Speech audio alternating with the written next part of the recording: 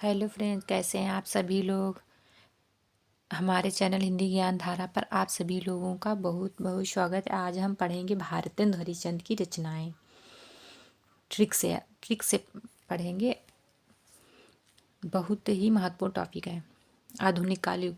भारतेंदु हरिश्चंद्र जी का जन्म 1850 ईस्वी काशी में हुआ है। इनकी मृत्यु 1885 ईस्वी में हो गई थी। इनकी अल्प आयु में मृत्यु हो गई। 34 वर्ष की कम अल्प आयु में ही इन्होंने इतनी रचनाएं की और हमारे आधुनिक काल में बहुत से ऐसे कार्य किए हैं जिससे हम लोग आज उसी को इस वीडियो में पढ़ेंगे। जैसे भारतेंदु हरिश्चंद्र नवजागरण काल का अग्रदूत कहा जाता है। भारतेंदु हरिश्चंद्र को रसा की उपाधि भी दी गई है। भारतेंदु हरिश्चंद्र को किस चीज़ की उपाधि दी गई? रसा की उपाधि दी गई। आधुनिक काल के जनक भी कहे जाते हैं भारतेंदु हरिश्चंद्र।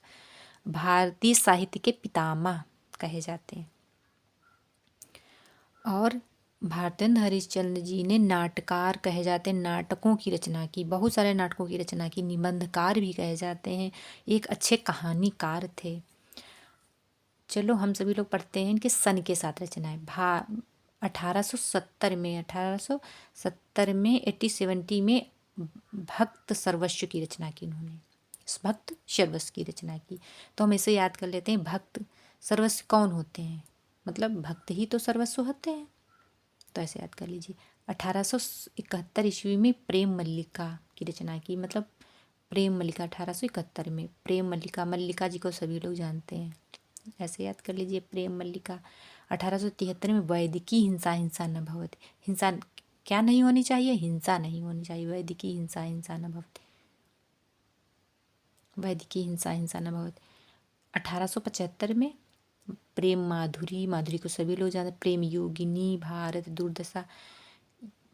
दुर्दशा, ये ऐसे याद करिए। उस समय भारत की दुर्दशा थी, खराब थी। प्रेम योगिनी, योग प्रेम से योग सीखा जाता है। प्रेम माधुरी, माधुरी जी प्रेम योग सिखाती। ऐसे याद कर लीजिए। ट्रिक है, किसी से इसमें लेना देना किसी का कुछ भी नहीं है। 1876 में भक्त माला माल होते हैं। भक्तों के पास माल होता है।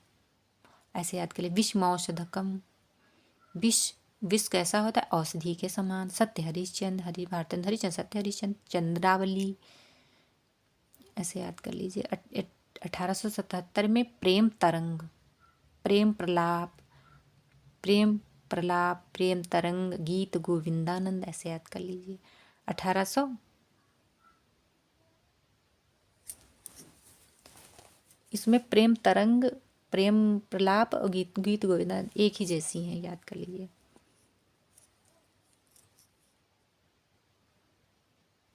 और दूसरी है 1879 इसमें कौन सी रचना की? होली। 1880 में वर्षा विनोद। 1880 में वर्षा विनोद। 1881 में मधु मुकुल, विनय प्रेम पचाशा। 1881 में उन्होंने की है। मुकुल कैसा? तो मधु, मधुर मधुर मुकुल होते हैं। विनय के प्रेमी कैसे होते हैं? विनयी होते हैं।